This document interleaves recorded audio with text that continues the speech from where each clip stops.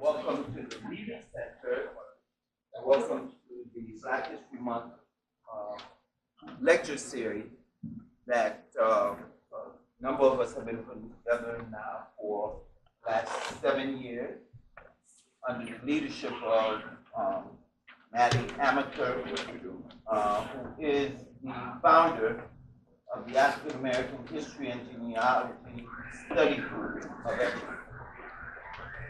This effort is a collaboration of 4 organizations: the Evanston branch of the NAACP, which is represented here, the African American History and Genealogy Study Group that I just mentioned, Shorefront Legacy Center, and the Haitian Congress to Fortify Haiti. These groups are active in the Evanston community over a long period of time. Obviously, NAACP, which is our branch in the North Shore, has been on the front line of the fight for civil rights.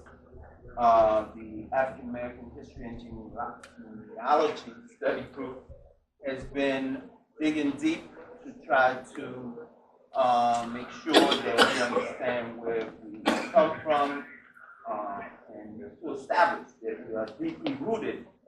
So therefore, what we do and how we do it is tied to the long legacy and wisdom from whence we come.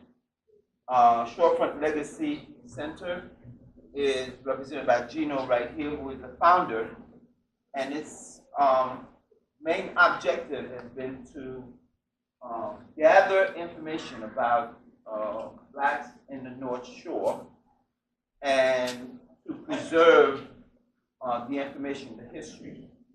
No one had been doing that actively prior to Dino. Dino has kept the information from families who have come and gone over a long period of time. People have transferred over papers from their loved ones who have passed. A lot of the folks who came and migrated to the city of Evanston a long time ago from the South, they left a legacy behind that Dino has been able to preserve, and he has archives. He has put together some of that information in films. Last week we showed a film on our first Black mayor, Lorraine Morton. Anybody who has any information, who is looking for a place to house the information, Dino is available to help preserve that. And people who are doing research can also go to his center to make sure they get that information. The last group, the Haitian Congress to Fortify Haiti, is an organization founded in 2006 to really engage in some of the work of mobilizing Haitians in the diaspora. There are about 4.5 million Haitians who were born in Haiti living outside the country. They are scattered throughout the world, and so the work has been to try to mobilize these folks and try to see how they can turn their attention towards the country and try to help it develop. It works on many different fronts, but our collaboration have led to a lot of different lecture series in the last 7 years. We've done things on Pan-African collaboration from the continent, Cuba, and other nations. We've done stuff on Afro-Latinos throughout Latin America, trying to show a presence. NAACP has led us on issues of current challenges in the voting process and where we are and how we overcoming some of the obstacles. The genealogy group has taken us to some ancient kind of presence of Africans in the New World, from a historical standpoint, the presence of pyramids on the North American and Latin American continent. So it's been a long process, and Zeno, through his filming, has archived some of that information. Today, it is last week the NAACP Zeno, it was Zeno's group's turn to do to present, and they presented the Lorraine Morton movie, The Life of Lord Lorraine Morton. Today, the Haitian Congress of 45 Haiti is presenting the lecture on preserving and defending the legacy of Jean-Baptiste Pointe Du Sable. Now, last week I just mentioned the fact that, Du Sable, anything precious that, because we're unfortunately, it's been a long, drawn-out war over culture, knowledge, resources. We know that already. And so the fight to preserve legacy is also a fight to keep people from stealing legacy. I said to you guys that the whole issue of where's Egypt?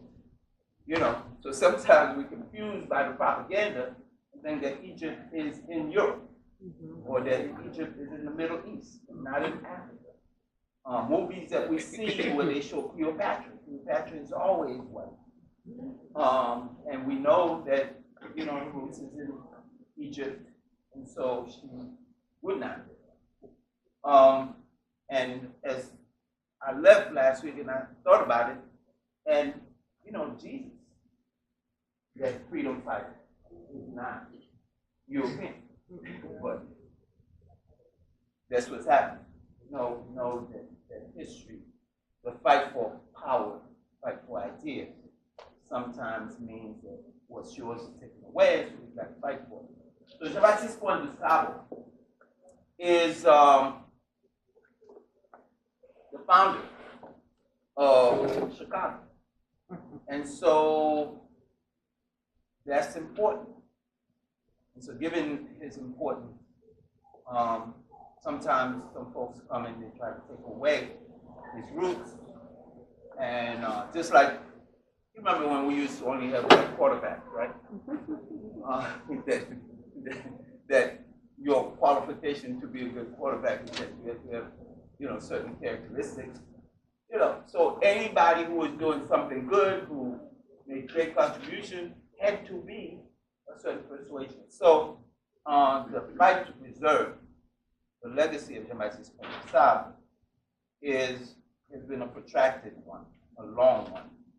And so one of the leading voices, not only voices, but who has invested a lot of time and energy and effort, is Dr. Serge Pierre-Louis.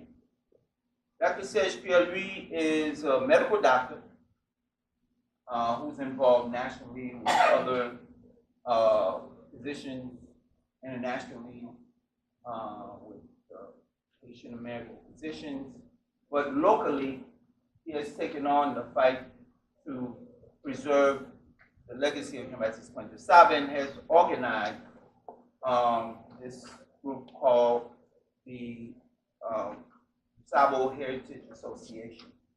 So he's here with some of his colleagues and some associates to present to you and to answer your questions, to let you know, and to involve you in the fight to try to preserve and defend the legacy of Jean-Baptiste Pointe.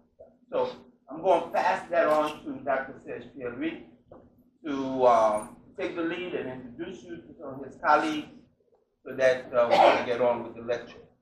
Okay, thank you.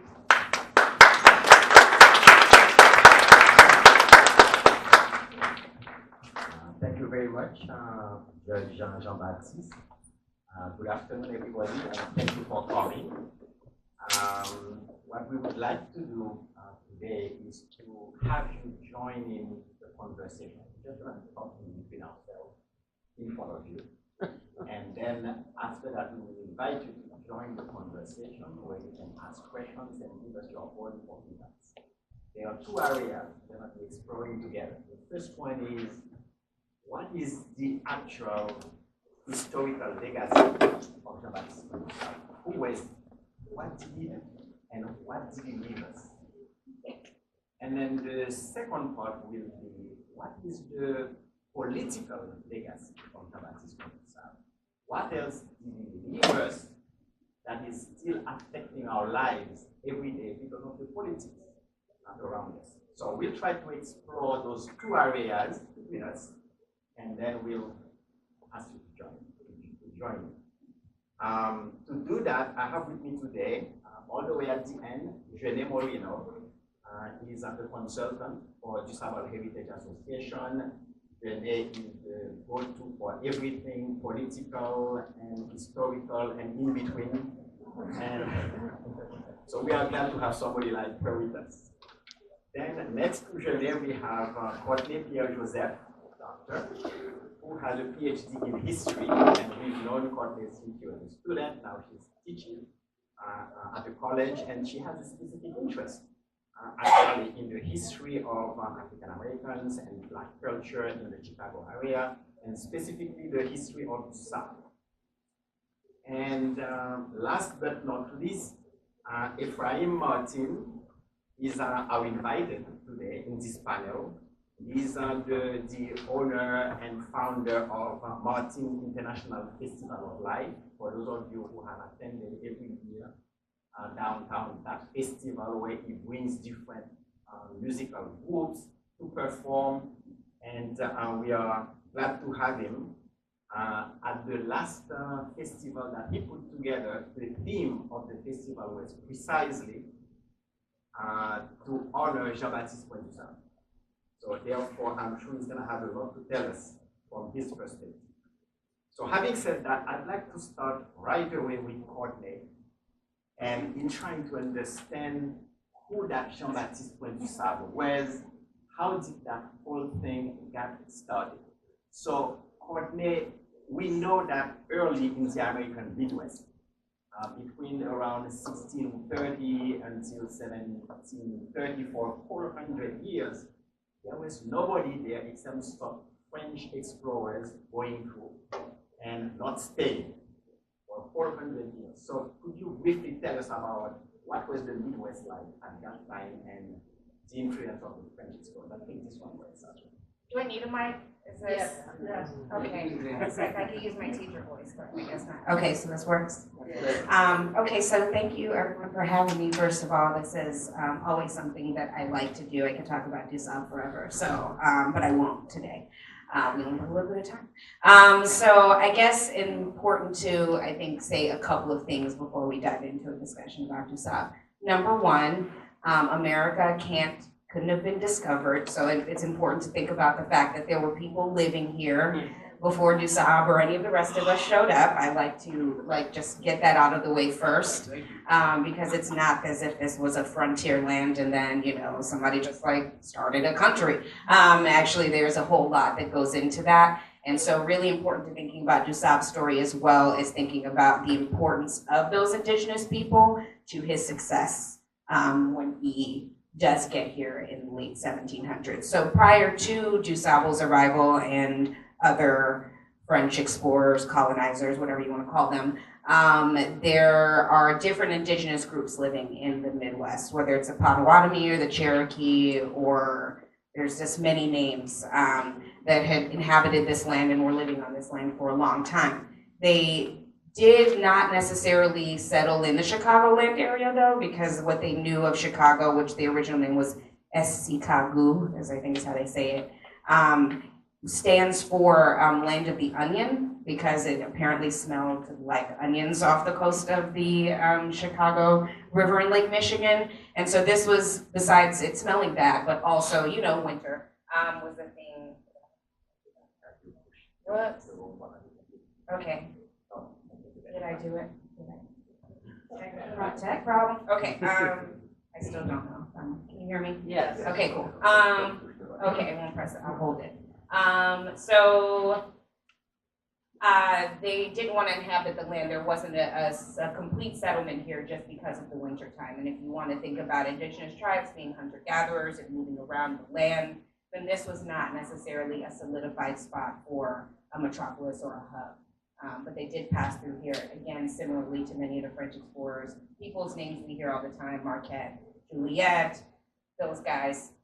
They also came to Chicago, but didn't stay.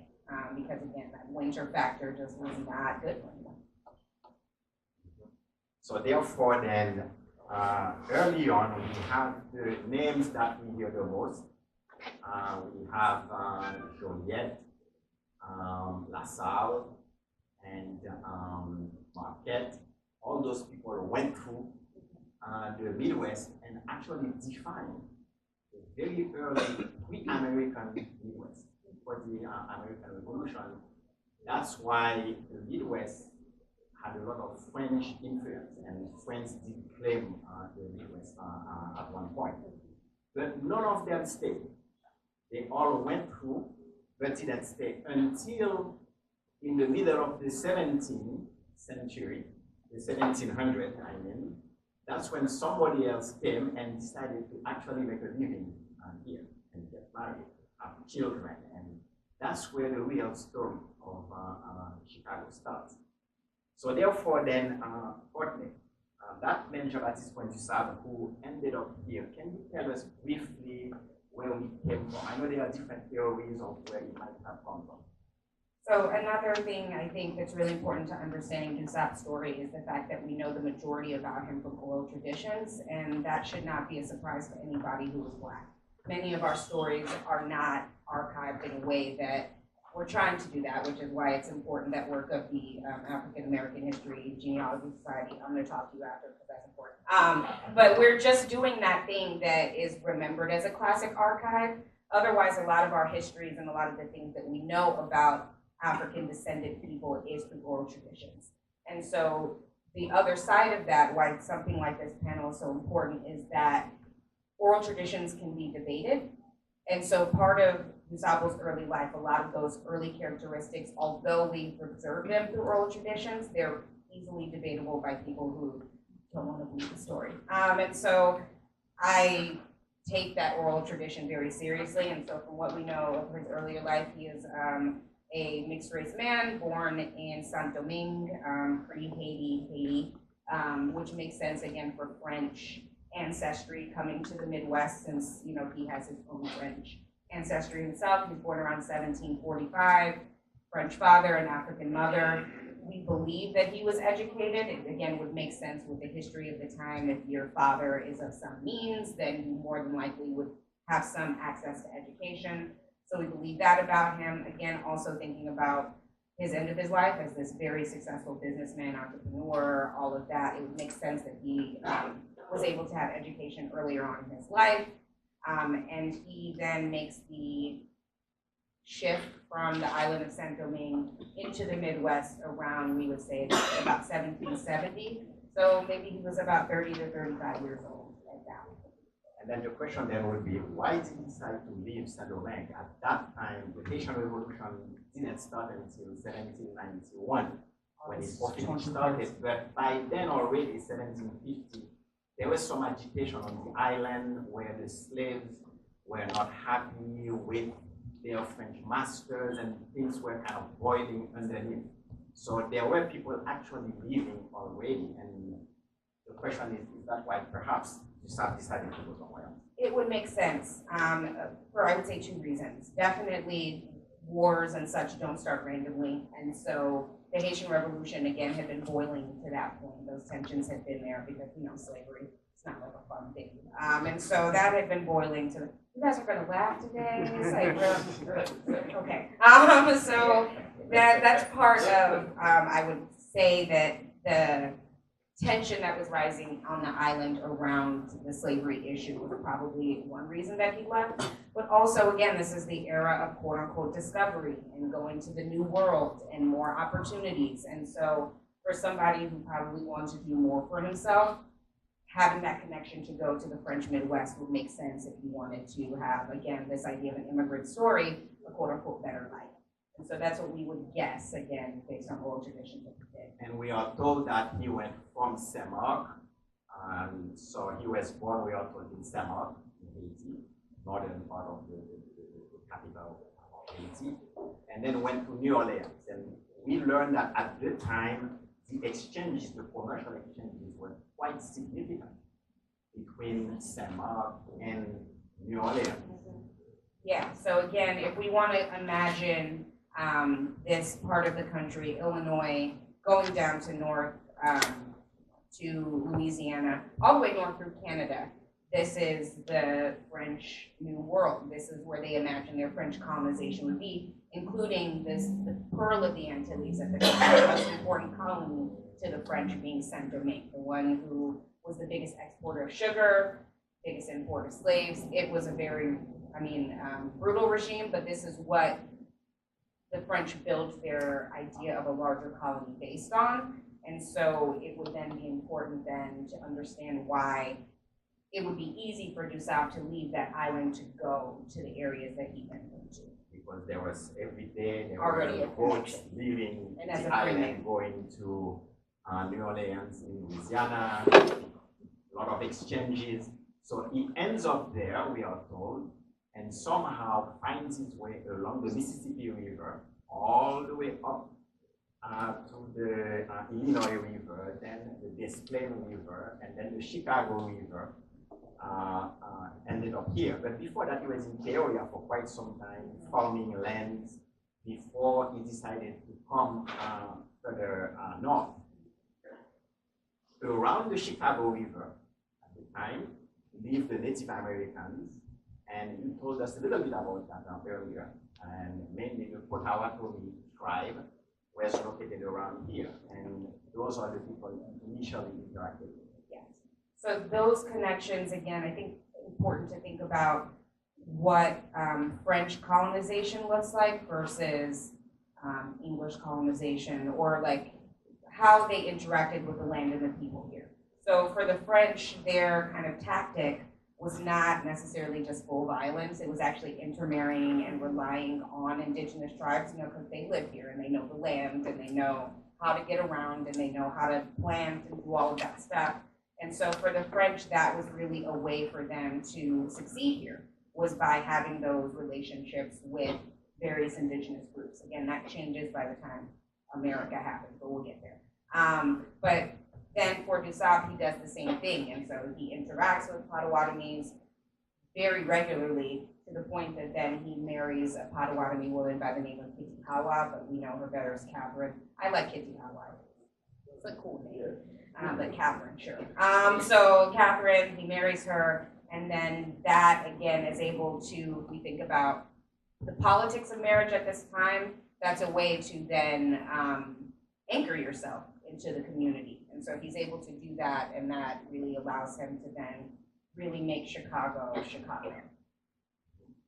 So then he establishes himself, he got involved into the fur trading. By that time, the exchanges within Europe and the future United States were heavy in fur. That was the goal at the time. And this is how, when those big ships came from Europe, they went all the way to Canada, and through the St. Lawrence River, they had access then all the way down to Lake Michigan, and from there all the way down Lake Michigan into the Chicago River. So that was the path from this area all the way north to Canada and then to Europe. So he made himself quite a bit of money by getting into that kind of business, but he did more than that. He didn't have just a trading post, but he built other things, right? Yes, so Du Sable has the first mansion of Chicago. I wish it was still there so that we could visit it, but it is actually located near where the Chicago Tribune building is. Again, which would make sense for needing to be involved in trade. You're at the mouth of near the Chicago River and Lake Michigan, and the Mississippi. So you're just at access to a bunch of waterways, which again would make sense. But Du Sable, I'm just gonna say it for the young folks, Du Sable is so dope. He's just so cool. If we imagine this, younger African American, if we think about that in a more cultural context, Black man living in Chicago in the 1780s. You know, it's cold, and he's a fur tradesman, so I was just telling Janae, he probably had the most amazing fur jackets. This is like pre-clean now, so nobody's gonna get mad at him, but like, he had these dope fur jackets, I imagine. He was known for then having this mansion, which includes a farm, a store, a mill, a smokehouse, livestock, a bread house. I mean, like, he has a whole operation going on. That, you know, has people coming to him to trade with him. And that's, again, how we start to see him in the archive, is from other traders who speak of him in their documents, in their journals. And so the little things that we do know about him is that he's a very jovial guy, an affinity for drink, so my type of guy. No, all right. So also that his home was like, he's a really like charismatic, you know, host, and so he would take care of people really well when they came to trade with him. That his home was very luxurious, that it has this fine French art in it, that there are these French doors. It's a whole thing. And so that this is, again, shows kind of how vibrant and how deeply entrenched he was in Chicago, but how much of that he brought with him to the city. But for some reason, he never wrote anything about himself. I don't know if you know that, though. Well, we haven't found any written information yet. We are hoping in the future. So all the things you are talking about, we learn from other people, the people who interacted with him as a merchant. They wrote about him. And even the people who arrested him. So at one point, as the American Revolution is getting closer, he got arrested by the British. And we know from the colonel who sent to arrest him, described him as a handsome Negro. Yes. So therefore, you are right. He probably had those nice fur jackets and was a nice looking man. And nice beard as well. Sure, it was cool. He had a beard. And easy well. But then, can you tell us, Courtney, why did he get arrested? Why did the British arrest him and send him to Michigan in jail? So if we think about maybe potentially why he leaves Saint-Domingue to avoid a war, and then coming to the Midwest, where there's going to be another war. So it's not like, you know, that worked out for him necessarily. So he comes to the Midwest and he travels a lot on his own. Again, he's an entrepreneur, he's a fur tradesman. And so he was traveling in the midst of the early American Revolution, where now everybody's trying to, it's a land grab at this point for America, versus other groups that are still here, including the French and others, the Dutch, who were not quite, it wasn't all America yet. And so he finds himself in some trouble traveling. He is arrested because they suspect him as being an American spy, the British do. And so they keep him, they interrogate him. But then in what may be one of the coolest moments, I would like to imagine of Du Sable's life, a group of indigenous peoples come together and demand his release.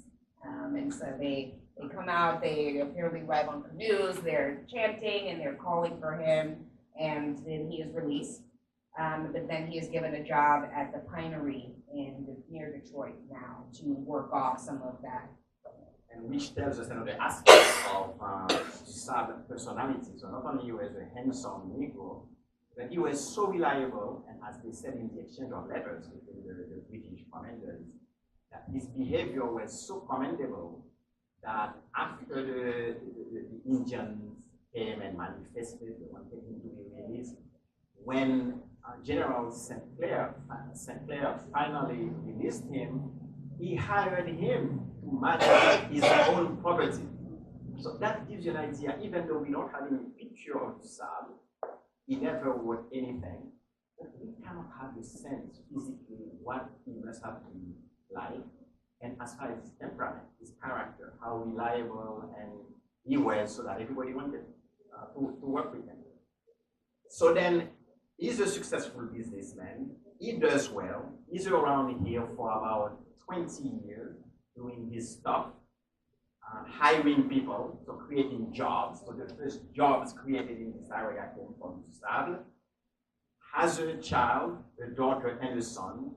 The child marries one of the French Quebecois from Quebec, because by the time Du Sable established himself here, there are other pioneers coming now from Quebec, from Canada, joining in, and this is how Chicago has that settlement. His daughter Suzanne married a Frenchman, so we have your first interracial marriage in this area. I'm sorry. In a second, because Catherine at first. Himself and Catherine, exactly. He gave that example of multiculturalism in his personal life. He created the first job, the first baptism took place here. That was already the embryonic Chicago that we are looking at here as we think about it. But then, after he did that as a black man who did not come from a tradition of commerce and entrepreneurship, that's not what was happening in America at the time, in the 1700s. Against all odds, he managed to do that and he was successful. But then after 20 years, one day, he wakes up, he packs up his wife, his children, and leaves. Why? Why is he? So there's, again, this is part of the story that we don't know, but we can do some nice historian guessing. Some historians suggest that maybe his wife had actually died and that so he had nothing left for him in the Midwest, and so he goes and leaves, sells his home, and leaves to Missouri to be with his son. Some suggest that because of the changing tide of the area, now you have these multicultural enclaves that are happening all over the country are no longer supported because, we're in a very racist, I don't know, was it? Yes. And so that would then change his way of life. And so many historians think that seeing how indigenous groups that he was so well connected to were being treated, and then the rising tide of slavery after the American Revolution probably spelled for him, I probably shouldn't stay here anymore. But again, these are things that maybe some people think that he may have fallen out with the Potawatomi. These are things we don't know for sure, but we do know that something did drive him to leave by early 1800. So by the time he leaves in 1800, there were a number of things going on. We knew, for example, that the American Revolution had been completed by then, so now there was a new country. There were new bosses around. They had declared the Northwest Territories as being the next area of expansion. Initial 13 colonies. Now they were going to move toward the Mississippi River. Someone knew that something was coming. And then they had started a program of removing the different Indian tribes and putting them elsewhere. In fact, Du Sable went to negotiate for some of the Indian groups with the American generals, the terms, the conditions by which they were going to be removed. So he was also, in addition to being a businessman, an entrepreneur, an interracial man, he was also a negotiator, apparently. So some historians believe that he could see kind of the writing on the wall, what was coming. And in fact, right after he left in 1800, there was Fort Dearborn that was built. If you go downtown, Chicago on Michigan Avenue by the river, you can see the place on the sidewalk where it is written, this is where Fort Dearborn stood. And some people believe that Fort Dearborn was the first kind of indication of the American expansion westward. And since slavery was still in force in America at the time, Sable knew that once that expansion took place, slavery would come to the area and he would not be a free man any longer. So that might have been one reason why. Subsequently, there was the Louisiana Purchase by Jefferson of this whole area in the Midwest. After Haiti. Well, that's after the Haitian Revolution. That's an important part of the Okay, story. A very important part of this story. Okay. That all of it, this is a crazy time in history. So not only does Du Sable leave, but then Fort Dearborn comes, and then right afterwards, the Haitians are successful in creating the first Black Republic in the West in 1804, and that is what causes the country's size to double. That the French lose this colony, it becomes an independent country. That was again center point of the French colony, and so Napoleon gives up trying to colonize the rest of this area of the world and sells half, like, you know, all of this land to the United States for a steal that doubles the size of the country. So if we think about how important Haiti and Haitian people are to like this very pivotal time in history, we can't, those two things alone, Du Sable and then this Louisiana Purchase, are huge. And that's why it is said that those 50 years between 1750 and early 1800, those were fascinating years. Here is a half century where there are three major human movements in the world. You have the American Revolution around 1776. You have the French Revolution around 1789. And you have the Haitian Revolution in 1791.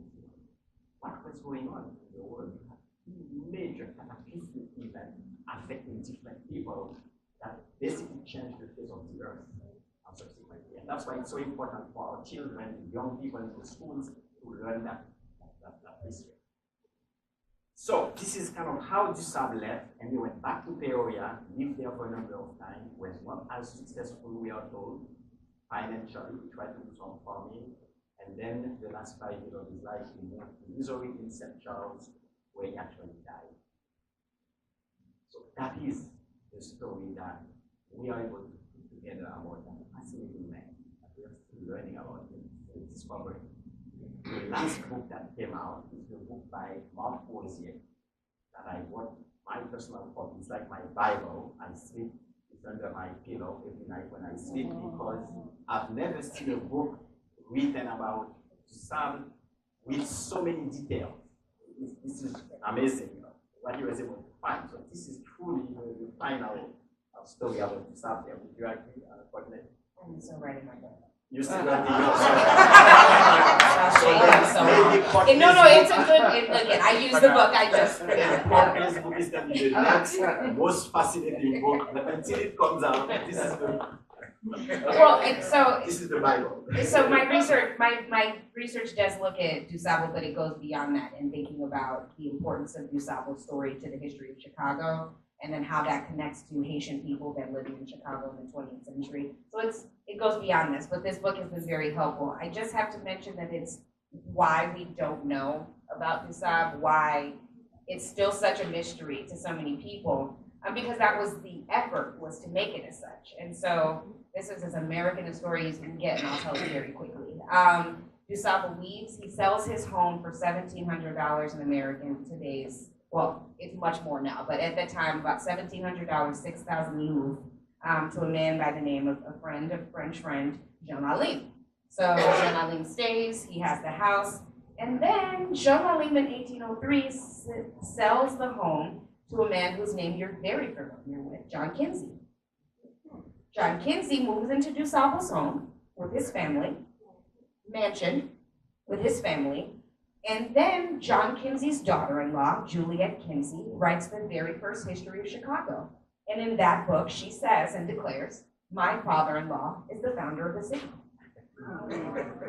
Not to mention, probably as she's sitting at Du Sable's desk. I need you to imagine how ridiculous, but that's what happens. And so she's able to do that in 1856, and that becomes the word.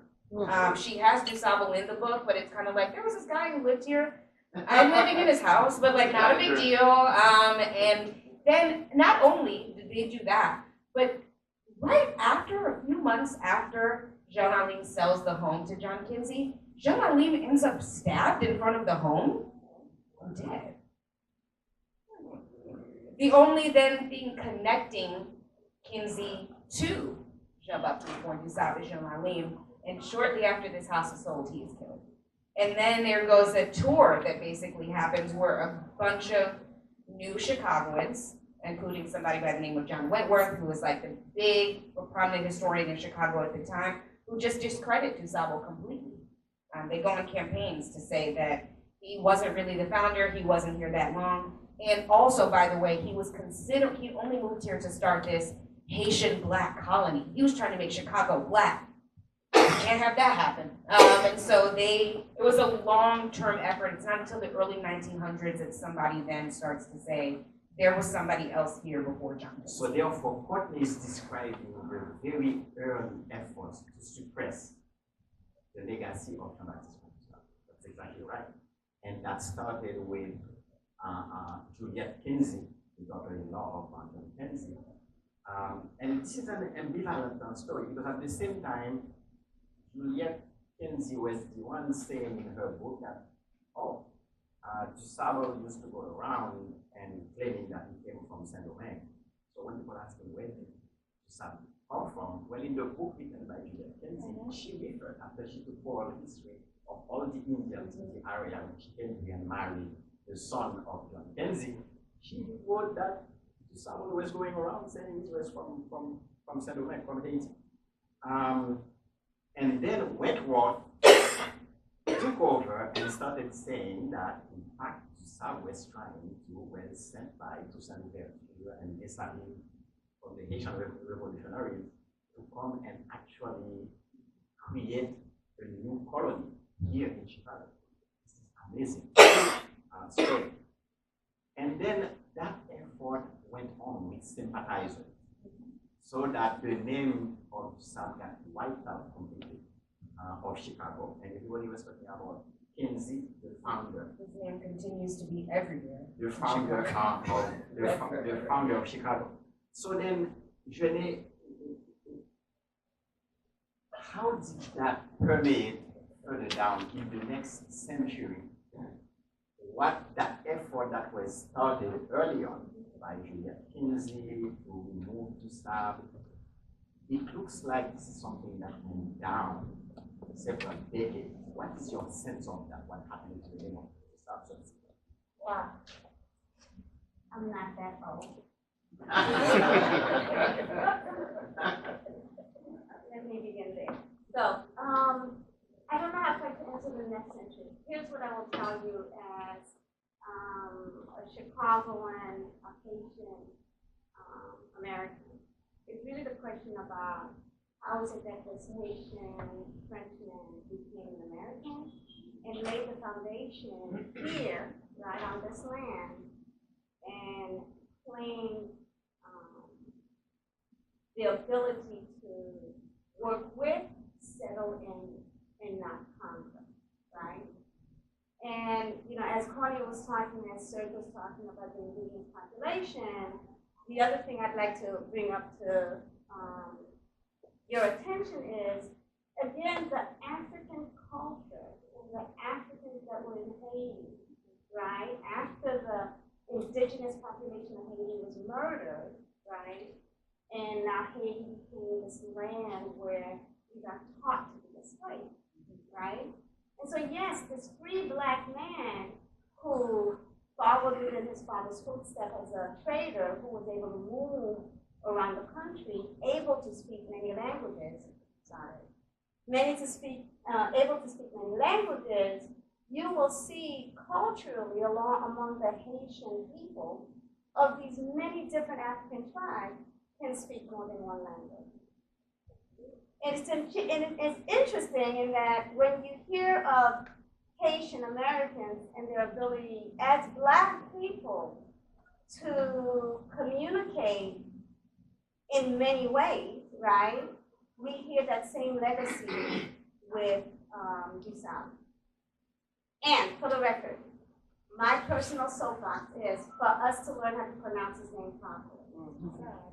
So his name is Jean-Baptiste Pointe. Du Sable. Right? Good.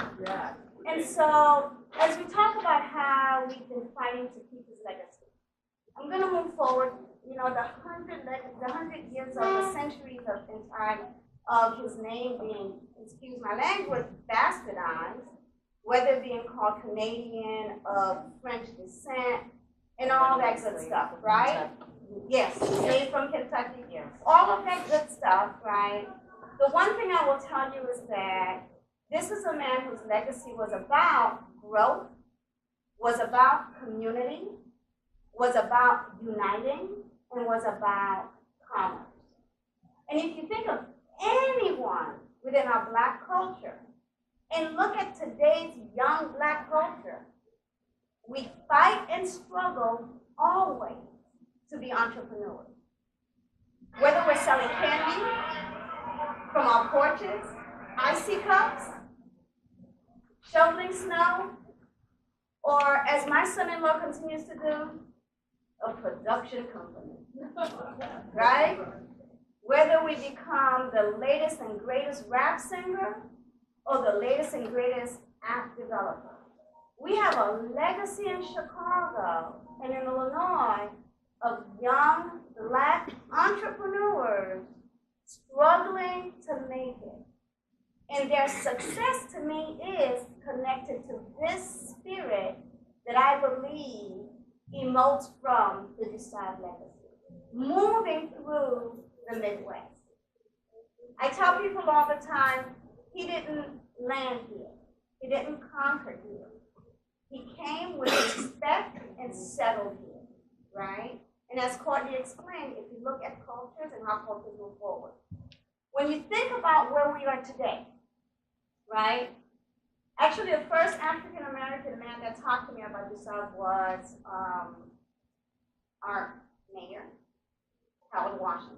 Yes, he is our mayor, Harold Washington.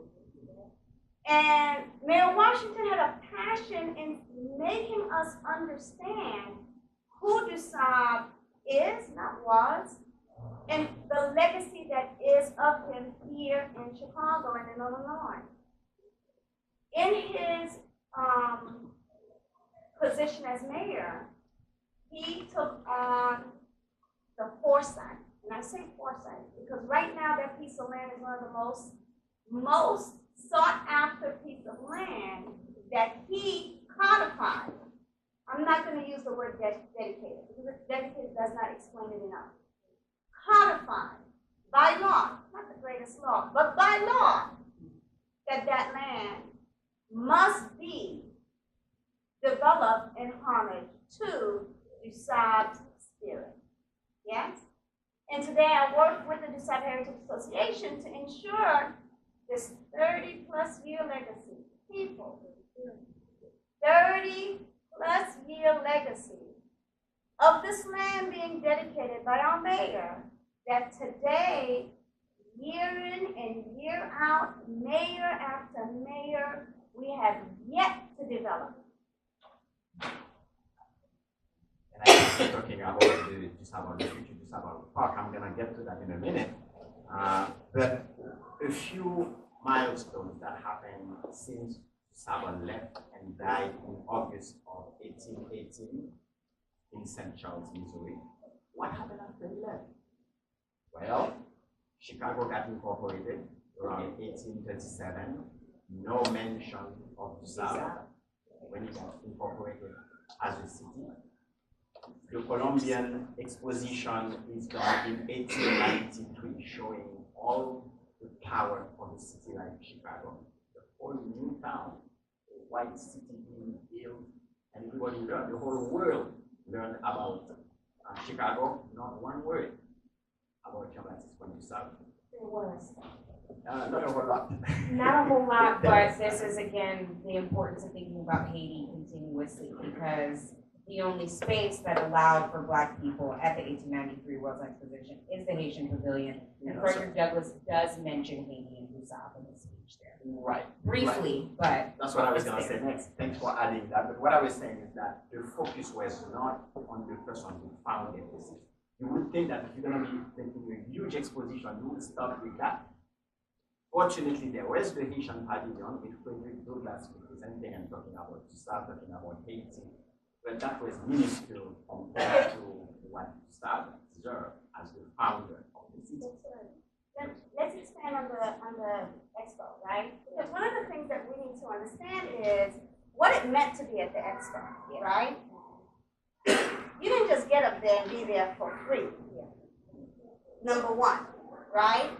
And for Haiti to have been able to be there, it costs money, and they had the resources to be there, right? And so that's really important about who we are as a nation during that time and our ability to come up on our ships, land here again in that same spirit of Du Sable and put up the pavilion that we did put up as Haitians. We had those resources to do so.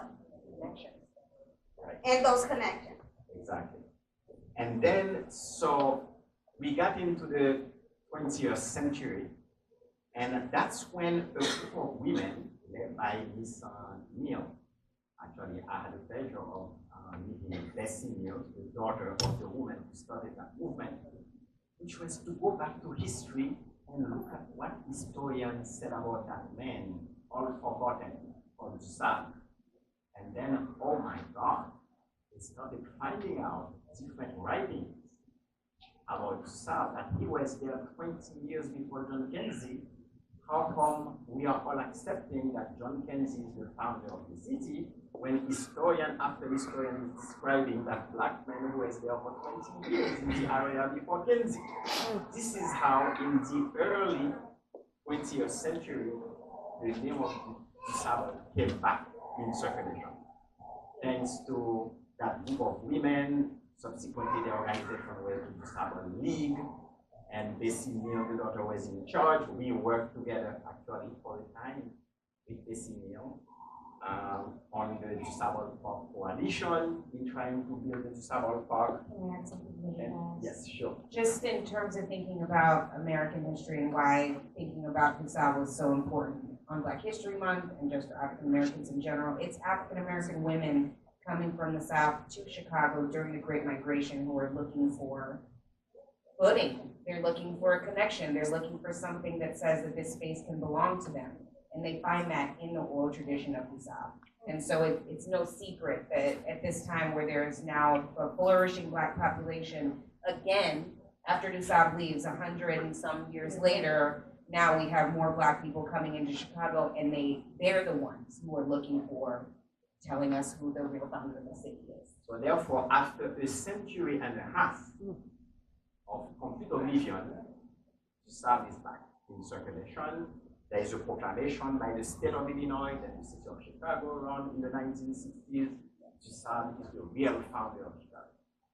This is when the story started again. The city has been trying to catch up lately and to make up. And let me tell you a couple of things that they've been trying to do. So in addition, I'm going to get to you. No, but wait. Okay. Before we give up the secret, because apparently it is a very loud secret, right? How many of you here know when is the, again, codified by law of the land, Du Sable Day? Who here have heard of Du Sable Day? No, seriously. A guess? It's coming up. So that's exactly what I'm talking about, how they've been trying to catch up. So here are a couple of things they've done. In 1987, Mayor Howard Washington Our mayor declares that that's the piece of land next to Navy Pier, right, at the entrance of the city, symbolically. This is where Lake Michigan meets the Chicago River. There's a lot of symbolism there. He dedicated that little piece of land to become the future Du Sable Park, 1987. We're still waiting for that park to be built. Then later on, in 2000, the new harbor had to be named after somebody. And they decided, the park district decided to name it after Jean-Baptiste Pointe. So now you have the Du Sable Harbor that they will talk about. Then after that, there's the Du Sable Boathouse. If you have your boat in the harbor, you can go and take a shower in the Du Sable Boathouse in the same area downtown. Then in the early 2000s, the city decided to rename the Michigan Avenue Bridge that we all know across all the time. Now it is the Du Sable Bridge. And then finally, the Haitian philanthropist 10 years ago, donated a bust of Jean-Baptiste Pointe Du Sable to the city of Chicago. So if you go downtown, now you can see that bust there, right next to the place where Du Sable had his original home. So those are the efforts that have been made in the last 10, 20 years to catch up with that history that Du Sable had been completely wiped out from the history of Chicago. They are trying to bring it back. So that takes us then with that legacy, that historical legacy that we just discussed in front of you. And what has happened since then, that legacy. So Ephraim, from the Caribbean community, how does the Caribbean community view that legacy with that historical background and where we are now in trying to catch up? Let me first say this. When we talk about the Caribbean, I happen to be from Jamaica, and I think clear I'm Jamaican. But one of the things I found when I first came here, I was about 30 years ago, I went to the Chicago Historical Society. And when I walked in the building and it was a function, a black tie function, I then saw a note, something on the board that it found there was, like you mentioned,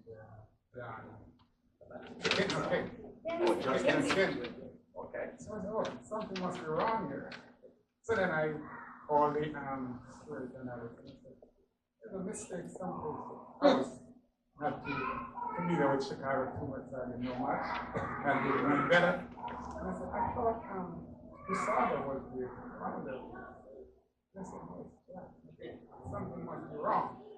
Yeah. So when we started the Festival of Life, later on, in 1993, when we started the Festival of Life, we then said we wanted to go to that place near the place where Du Sable discovered Jamaica. We couldn't get that place at the time, so we were at the restaurant. Nonetheless, we were able to convince the alderman, notorious yeah, to allow us to be right there in the city front. We were joining to the Shabbat ground.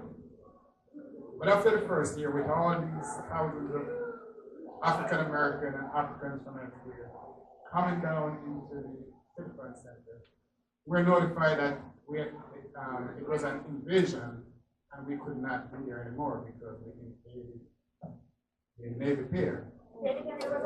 An invasion.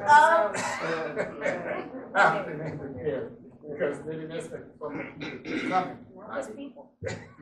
But we understand the code and what it was when they said not expecting so many of us to be here. So then, thinking about Du Sable, we decided to go to the Du Sable Museum ground, sunken garden in Washington Park. So then we moved the Festival of Life to Washington Park in the following year. And we were there until about 6 years ago, we came to Union Park. And now, after our celebration last year, where we honor Du Sable bicentennial celebration, and we called for the city to have a public holiday for Du Sable Museum. Because there's no reason you should have a Pulaski Day, no disrespect. There's no reason you should have a Pulaski Day and a Columbus, which is a wider thing. They should be celebrated. And you cannot have a day for Du Sable, the founder of this city. It's just something that's right with that. That was one of the perspectives that you brought when I met you at that last festival, and you asked that question: how come there isn't a Du Sable Day, just like they had the Pulaski Day? I don't think it's still a holiday, but it's still a Pulaski Day. So that brings me to the comment that Jeanne made a few minutes ago. Again, still in that movement of trying to catch up in history, and with the help and advocacy of a group called Friends of Du Sable, that worked very hard. Finally, the city of Chicago passed an ordinance around 2006 declaring the 4th of March, which is the official date of incorporation of Chicago as a city, they declared it Du Sable Day. So technically, we have a Du Sable Day, but do you know about it? No. Exactly, but people know about Pulaski Day. So even though officially in the books, there is a Du Sable Day where they ask everybody to celebrate on the 4th of March every year. There was no effort to publicize it and no effort to actually implement it.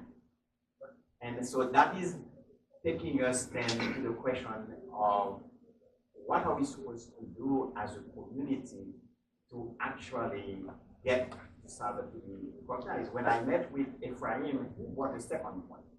In addition to why don't we have the Du Sable Day? He said, how come we have a Blood Dominican parade every year and it's not dedicated to the founder of the city? I remember you were asking me that. Yes, and let me say, having a Du Sable Day is one to say you have a Du Sable Day, but to really do something about it, make it an holiday that there are some days that, for example, Pulaski Day, I remember that it was the same. School were closed for that day, and it's a city holiday. I'm saying what they need, what we must have, is a city holiday when everyone and the kids can be out to observe it, or something. It must be an holiday, and a real holiday. And just a Pulaski Day, an holiday to observe as Pulaski Day. Take that back. As a Sabbath. So exactly. So we are hoping that may happen. I'd like to open up a little bit now to the audience. For those of you who have questions about our discussion, whether the historical aspect or the political aspect, and then we'll wrap up at the end. Yes, ma'am. I just want to make a comment how the last people came about. Because they made a Dr. Martin Luther King Day, and this is in the school system, and no one had heard of it. Dr. Emerson being here, no one had heard of Pulaski. And there was nothing written in the book. So, as educators, we had to try to research. Who is this Pulaski that they're saying that we have to close our schools on? That is always celebrated in the East, in Pennsylvania, and from what I was told at that particular time. So, he was only in the United States for about a week or so before he was killed, But that's how it came about. After King Day holiday, then everybody started rallying around. Well, we need, I suppose, but that's how. These close language, you're not quite here. It's really more than that. It was a negotiated deal that were there to be a king holiday, there would be an appropriate alternate holiday. These are interesting comments. This is the first time I'm hearing that. There were two comments in front of the back. How the Pulaski Day started being negotiated because there was a Martin Luther King Day. They had to find another holiday. They came up with the Pulaski Day. As somebody in education, you have to go and learn about it, so you know what to tell to your students. That's very interesting. And I they never can knew that. print it out throughout our Evanston district and let us know who Pulaski was. So, this is very interesting. This is so interesting. There's another question in the back related. No, but we don't want to stay focused on Pulaski Day. So questions about the history and the political fight to try to preserve the legacy of domestic service. We're gonna bring you the microphone now. Just Oh, it's recording. Okay, go ahead, ma'am. I just want to say this. There's a lot of history, and there's a lot of people that need to be honored. And since I'm 70 and a half. So in 1961, Margaret Burroughs opened up the Du Sable Museum. During that time, there was a big movement to keep Black education or education, historical education. So I want to say this. In 1991, in the state of Illinois, the Black History Bill was passed. That is to be taught in public schools, elementary, high school, and college. This year, January, they revised the bill. So it's a new House bill out. and they came out with a mandated sort of like margarine curriculum. If you want this to happen, you're going to have to push that in this talk so that people know. Most people, even educators, don't know our history.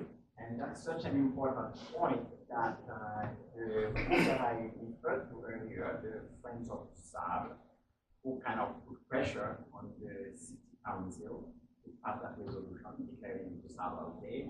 That's one of the other things that they try to do. They try to insert in the Chicago public school curriculum some teaching about the founder, some teaching about the founder of the city.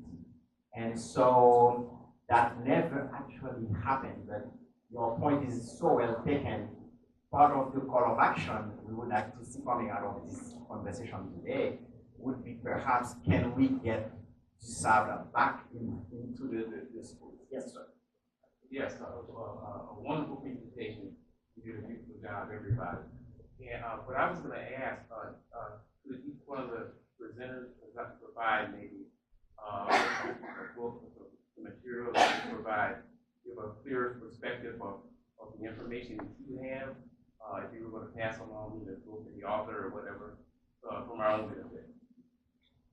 Yes, actually, what we are thinking of doing, did you sign in the sign-in sheet with your email? Yes. Okay, if there is a specific request for us, please let us know. The Du Sable Heritage Association, we will be glad to send you information, for example, where to find more details about Du Sable. On our website, you also can find that, and you're going to see some of our events, the activities we're doing here. So if there is a specific question, we'll be glad to send that to you after this symposium. I think before we take the next question, one of the panelists has a quick comment. Yeah. Someone just mentioned about how to keep this Du Sable Day, how to work on it. I think in March 4th is fine, but what we must do is to mobilize. We must mobilize our people. We must get to the city council. We need to get all these aldermen and the mayor and start pushing it from the city point of view. We have to get them to start moving because they can make a change. They can help to make it better. But we also as a people must come together. Not just the Asian community, but all the people in Chicago need to come together and work to make it happen. Next question. Hi, I'm curious about South migration from Chicago to St. Louis, Missouri, essentially. I want to know, and I understand that he was African and French descent. Did he experience any discrimination? Because Missouri just seemed like a crazy place for an African to go. I mean, it's right at the hotbed of the Civil War. You got the Missouri, Kansas. That's what you would think. Absolutely. Why did he go there? Well, let's ask our historian in residence. So this is pre-Civil War. This is pre when can we bring slaves to Missouri. Missouri is still at this point pretty French colonized. Like it's a still pretty French area. Wasn't it Spanish? Spanish and French, yeah, at this time. And so he's still able to find some of that early colonial lifestyle, which is not as racially charged yet. He dies before things really start to become a really hotbed issue in terms of thinking about slavery and all of that in Missouri becoming a slave state. It's still pretty early on in that process, so that's how he's able to navigate it. We like to think of racism and kind of race as being these fixed things that have been, people have been racist. There's been this idea of like black and white for centuries, but it's actually a relatively new concept. And so for somebody at that time, because there was racial ideologies were still pretty fluid, he's able to move around the country mostly easily. My argument would be that getting arrested by the British is more than likely a discriminatory action. Who was this man of African descent, kind of tramping about the state without anybody with him, like he doesn't have any paper, he's not accompanied by a white person. And so I think that has to do with why he's arrested and deemed suspicious. But that if we're thinking about racial ideology in the United States at this point, it's still pretty early that he's able to navigate around that. And his navigation also was based on his ability to, right, connect with and work with the indigenous population. If I come to your home and I respect you, you will protect me. Yes? I have a comment here. Yeah. Two things right quick. First, where can I get a voodoo doll of Trump to put a pin in? We don't know. We're not answering that Secondly,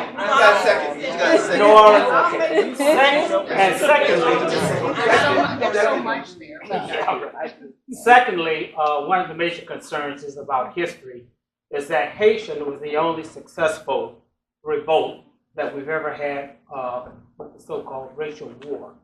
My concern is, why is Haiti still taking the burdens of paying off this debt of 1803 in 2019?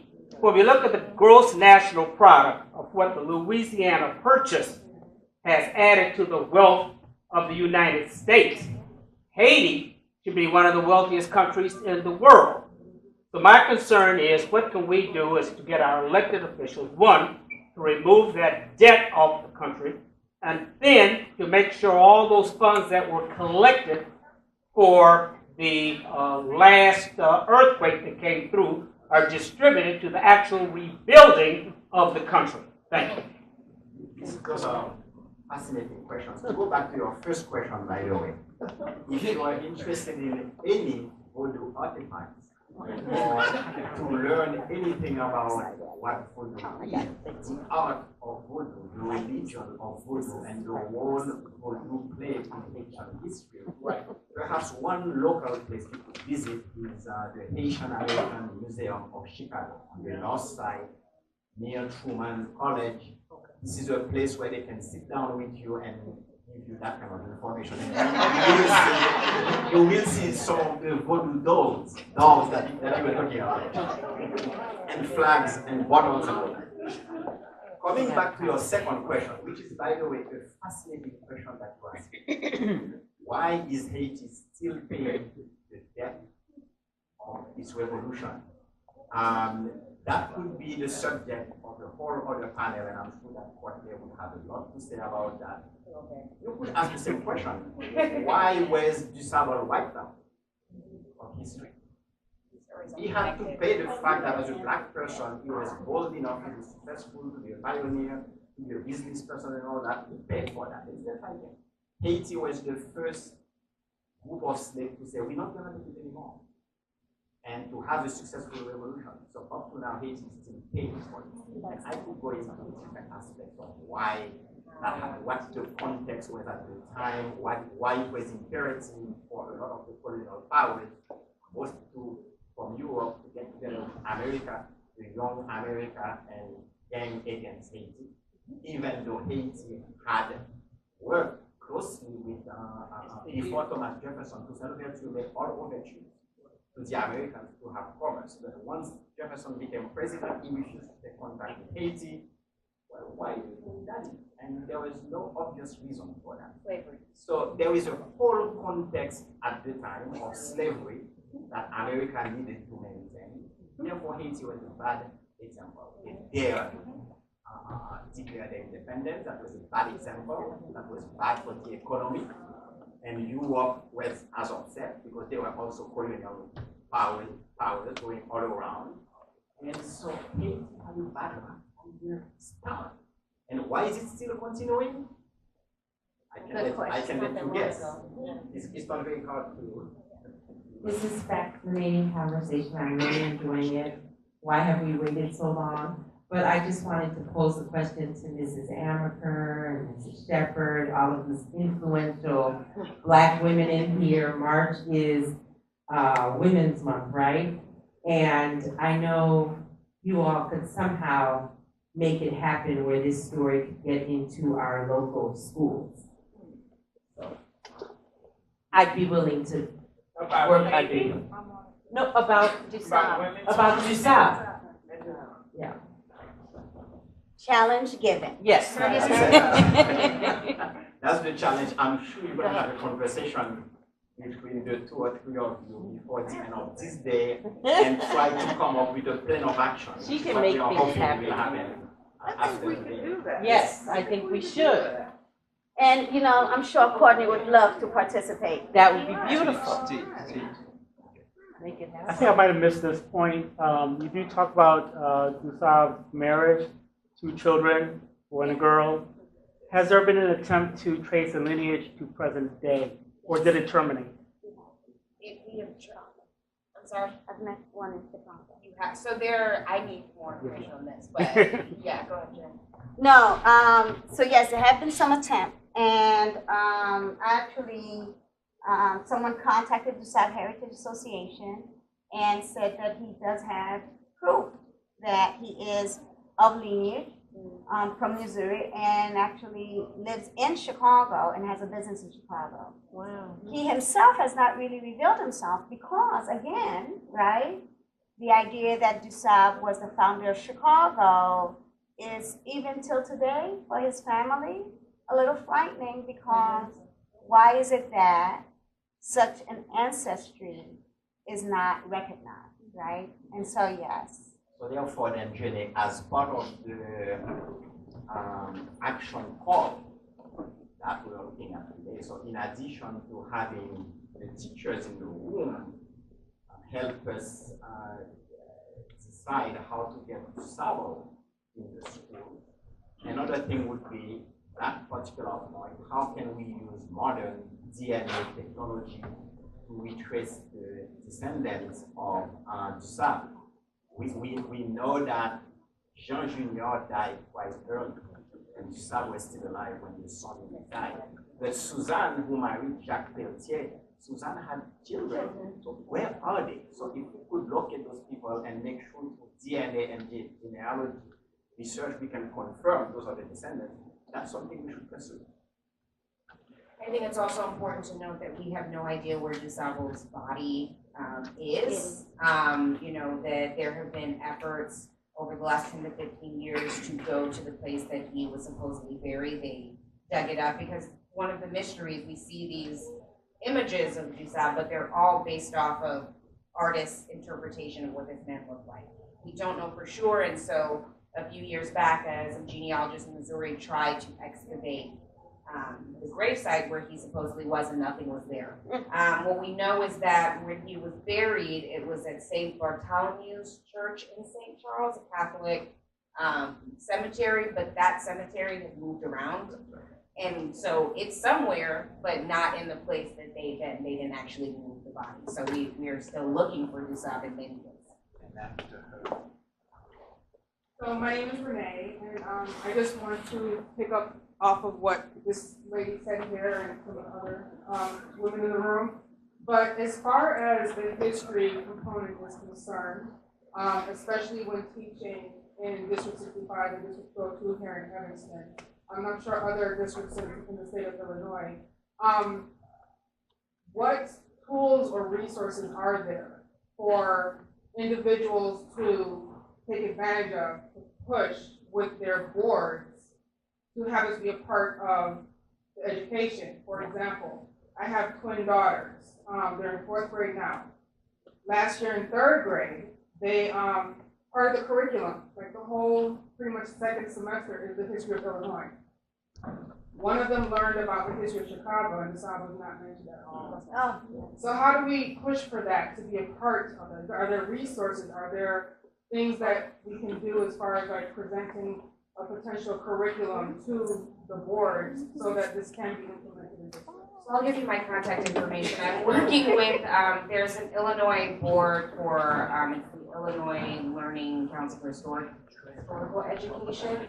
I've been working with them a whole lot to develop a curriculum that then can be passed along. I teach at Lake Forest College, and so I teach as a professor, like at the college level, and it's always foreign to me that by the time that students come to my classroom, an introductory African American history class, and then I spend a whole day, you know, because I teach all this early African American history, and it's really depressing because it's all on slavery.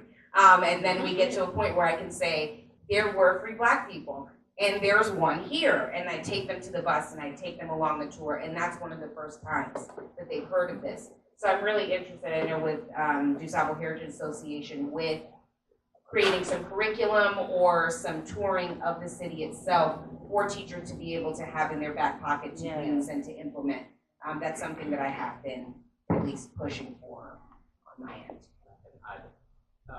Let me quickly add to that question that the group I referred to earlier, Friends of Du Sable, actually they did start some of that. They did a little bit of a curriculum that they tried to insert in the school, so we could try to find that, because some of their members are still part of the Du Sable Park Coalition, or the group of civic organizations. We call ourselves Du Sable Park Coalition, and our main goal is to get Du Sable Park built. So we've been working together. So we are still in contact with some of the members of that group. We could look at whatever they have together. Then, as Courtney said, we are working ourselves in Du Sable Heritage Association to see how we can extend that curriculum. There are a few books written by Haitian authors for children that we could incorporate in the teaching in the schools. And then if the other teachers in the room have other ideas, we could all get together and see how we can push that particular agenda. Yes? Just a minute. Is it, you want to say something specifically about? Let me say this. Okay. You know, every time we have these meetings, especially our meeting, and I think Baptiste did this on purpose. People come because of concerns that they have about something that is African American. All year long, we sit with the NAACP, and they have a group within the NAACP which has a concern about what goes on in our schools. How many people show up at that meeting? Not well, actually. Have you been? I've never not well. The NAACP meets the 3rd Tuesday of every month.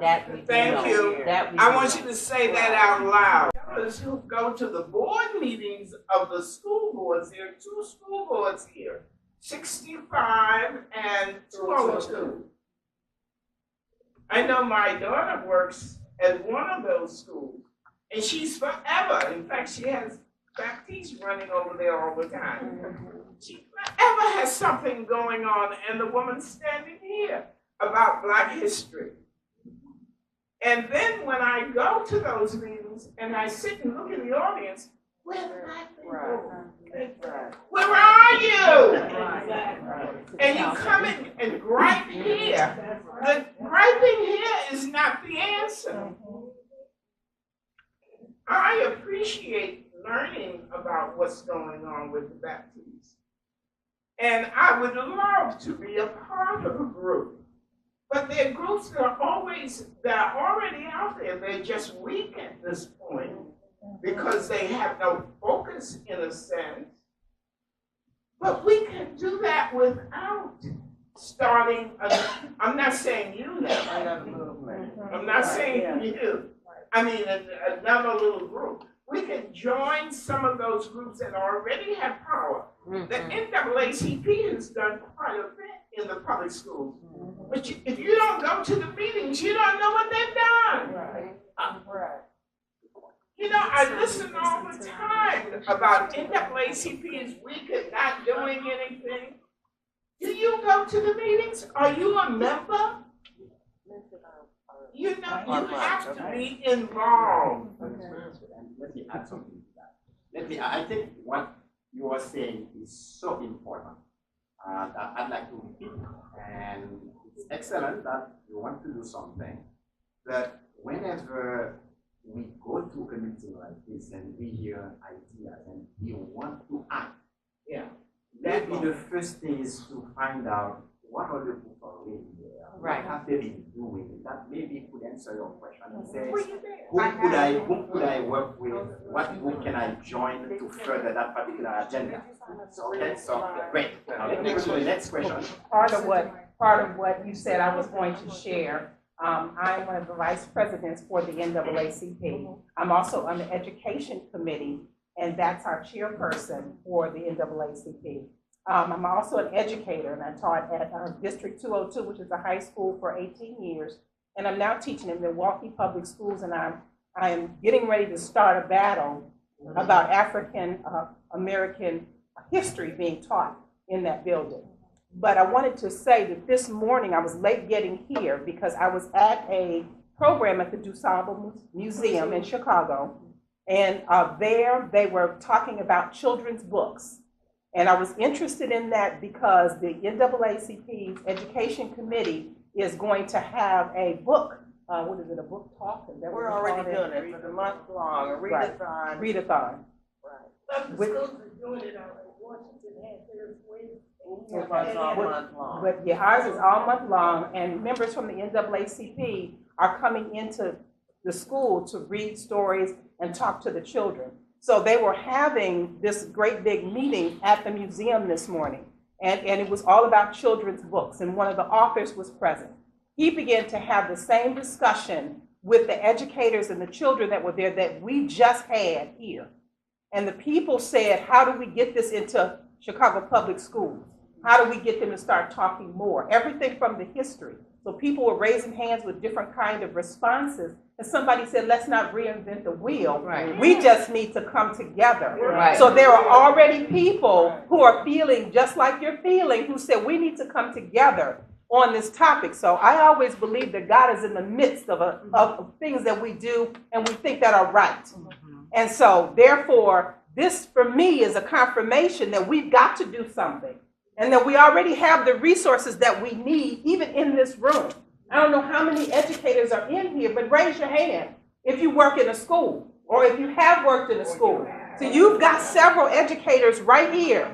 And so we can come together. Come to the NAACP's meeting. Come and talk to the education committee, because we're getting in the schools to ensure that the superintendents and the principals are giving our children the kind of education that they need, which is to know their history. And that's what we're fighting for. Right, we're going to try to close. We have about 10 minutes left. We're going to take a couple more questions and then we'll wrap up. Okay, I want to piggyback on what I said. Okay, hold on 1 second, folks. We're going to continue the discussion, the formal discussion, for about 10 more minutes, and then we'll break up, network, interact, and do what we have to do. Okay? Thank you. Okay, as was mentioned, I'm the chair of the Education Committee of NAACP. And we already have identified 2 elementary schools within the district where we're very, very active. We have a Black parenting group at King Lab that would love to instill this into their curriculum. And we are in the second week of our readathon at Oakland, where we only read African American literature about African Americans. That has to be the topic. And this would be a great topic for us to infuse. And since it's in March, give me something, because I know there's at least 2 principals in the, and you got to start somewhere. Yeah. You have to start somewhere, and I know there's at least 2 principals that would infuse this into their March study. All we got to do is have it. Okay. But there's also meetings at the districts when they do the curriculum for the year. Why should be there saying, this is what I want in that curriculum. And especially since there's a law now which says, do you have that back there?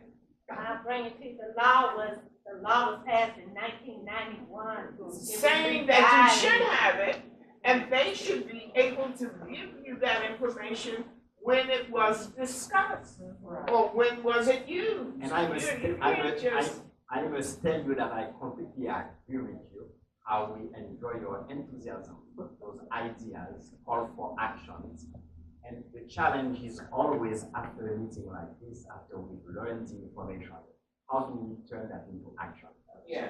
Right, this is a challenge in front of us, and we're gonna see how we deal with that particular challenge. I can tell you a couple of things that are being done currently. I mentioned the Sable Park Coalition, group of civic organizations, where we meet on a regular basis, and we are making sure we work with the Chicago Park District, with the aldermen of the area, as well as with the other groups, to make sure that the Sable Park doesn't turn into a parking lot.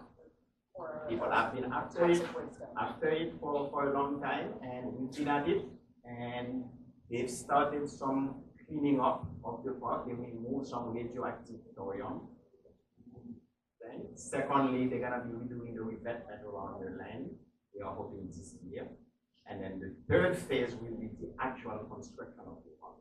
So we hope to have your support in that, in letting the officials know that this park for the founder of the city is important. But it'd be used as an educational tool. Imagine, then you can bring children to the Du Sable Park and they can actually learn the history. This can be a field trip. This can be something that is easily used by the community and the various schools to do some of that education work. Absolutely. Before you sum up everything, ma'am. And then this is the last comment. We'll let them sum up, and then we'll talk about a couple other things, and then close it out. There's some Haitian tabbies in the back. My understanding is the reason why, I'm sorry, my understanding is the reason why we wanted our names and email and probably phone numbers to get in contact at a later date. That is so key because there are several organizations represented in this room, and they all have a focus and an agenda.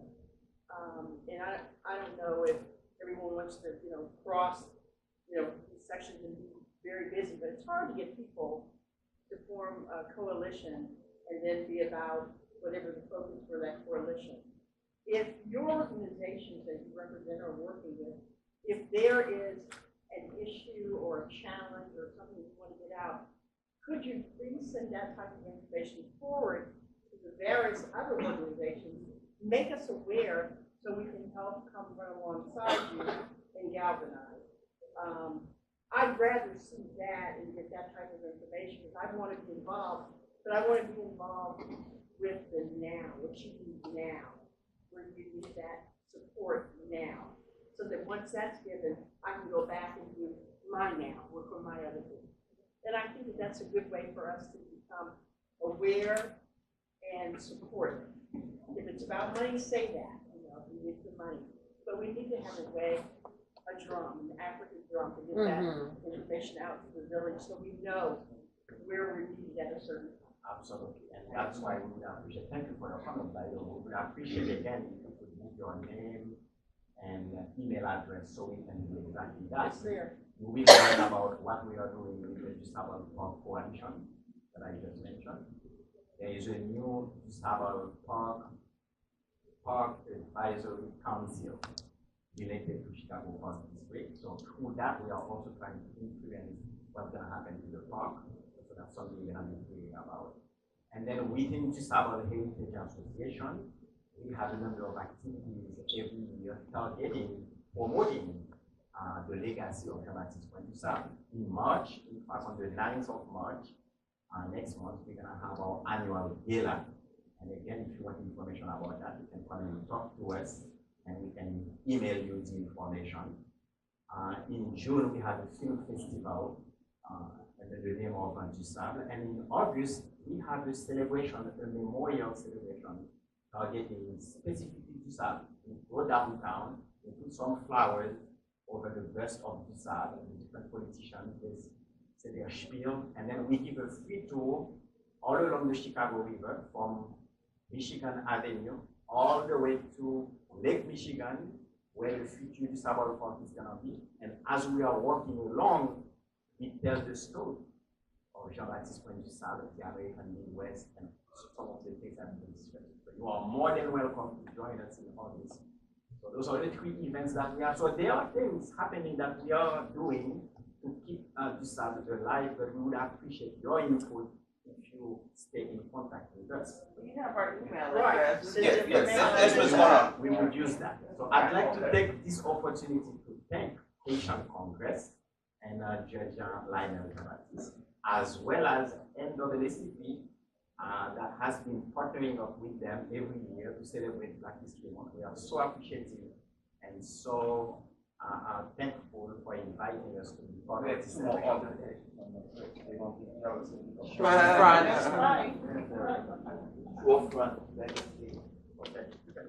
No, you don't have your glasses.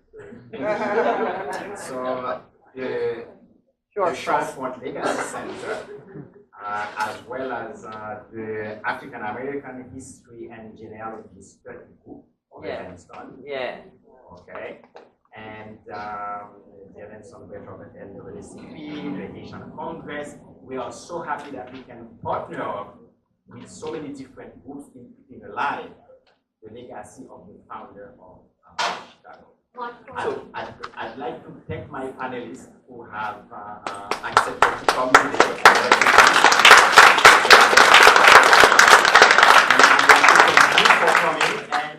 March 4th. March 4th. What happened? Well, March 9th. But we're going to be celebrating it on the 9th. Just tell everybody you know. Just go around telling everybody on March 4th. Yeah, we're having a social media. on Tell behalf everyone. of the South. It's going to be on the 9th. So folks, The 4th is we want the to day. thank, The 9th is their gala. we want to thank this group for coming out again. One of the things that I in my head is that our history is not a photograph. We're not stuck somewhere. It's a long-running video, and we're not in 1619. Okay. It's 400 years ago. We've been in motion, kicking, screaming, fighting. I remember last year in one of the presentations, one of the lecturers talked about for every day that we were enslaved, we resisted. But you know, that hasn't been part of what the history has been. It has been that we were satisfied. Sure. But part of the resistance is efforts like this. People organizing to make the history known and to preserve and defend the legacy. Part of the history is what the genealogical group is doing. Part of the history is Shorefront. Part of the history is the Haitian Congress and NAACP. So, and I know a lot of the folks here, sometimes when we issue the challenge like Mrs. Amicus did, you know, folks might think that, well, you know, are they saying that I'm not doing? No, a lot of folks are doing. But it's to remind us that the fight to move that next step is a fight. You know, it's not something that falls from the sky to us. So the education and everything else that we have to do, we have to find a way to get it done through activism. There's different things going on in the room. I wanted Mrs. Amaker is the point person of the Genealogical Society. And so, when do you meet nowadays? We meet twice a month on the second and the fourth Tuesday of the month. We meet here, and on the second Tuesday we meet during the day, 1 o'clock, because some people go to work, and then the fourth Tuesday we meet at night. Okay. So you could always talk to her if you want to be part of that. NAACP indicated that there's regular meeting, one of the meetings. The third Tuesday of each month, public meeting is open at 7:30. And we're at Family Focus 2010. Okay. And Zeno, your work is ongoing. Never stops. And it's open on Saturday. We're open on Saturdays.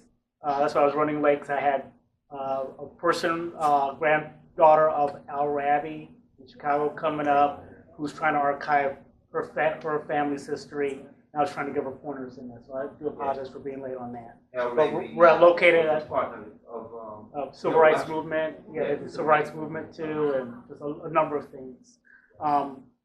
We're at 2214 Ridge Avenue, lower level of Sherman United Methodist Church. Scholars come in all the time to do research and also bring archives to add to the collection. That's correct. So if you have archives, those of you who are here, you have any information, somebody has passed, you run into a box of stuff, you don't know what to do with them, take them to the. And right now we have a push that we're trying to document and archive the Haitian and Jamaican communities in Evanston. There you go. So we still got work that we're doing. And for the Haitian Congress, our president's in the back, that's Attorney Marie Lynn Toussaint. And Marie Toussaint is now a candidate for the trustee. Oh, wonderful. So we're trying to reach out and get some events. And the list that you've signed, each one of us has in our organization, when we have events and activities, we'll make sure we share that with you. Okay? So once again, thank you very much for being here. We have the patties in the back, there's water now, and some vegetables. And we want to thank my friend Eugene Gopar. Eugene, raise your hand. Eugene is the husband of a judge that I share a suite with. So Eugene is an environmentalist, and so he had been contacted by some individuals who were looking at some section of the Baptiste Pointe Du Sable trail. So I put him in touch with Dr. Pierre-Louis. So I'm glad you came, and we're going to keep you engaged in that process and see, what else we can do. Okay? So thank you very much for being here, and then let's just do a little networking and stuff. Yes, please. Thank you. You're welcome. Okay, next week though, wait a minute. We do have 2 more Saturdays, right? Yeah. So next week, NAACP. Yeah, we're going to meet Black folks in the Civil War. Okay. And specifically, there are some descendants of those African Americans who fought in the Civil War right here in Evanston. Wow. Wow. Excellent, excellent. Now last, We do the last one, and ours is about reading and how Black people were not permitted to read or write. So we collected a few people in Evanston who've written books, and we would like to honor them because they have gone against those laws and are doing very well. very good. Wonderful. So today's the 9th, next week, 9 + 7 is 16. So we here 2 to 5. That's the Civil War piece, and 16 + 7 is 23. Still 23, right? So the 23rd, we're here to deal with that fight for education, for reading. It's been against the odds, but nevertheless, we keep moving. Right? So thank you very much, everybody, for coming out. There's some literature on the table. Please take some of that information and grab a pad, grab a water. Take care.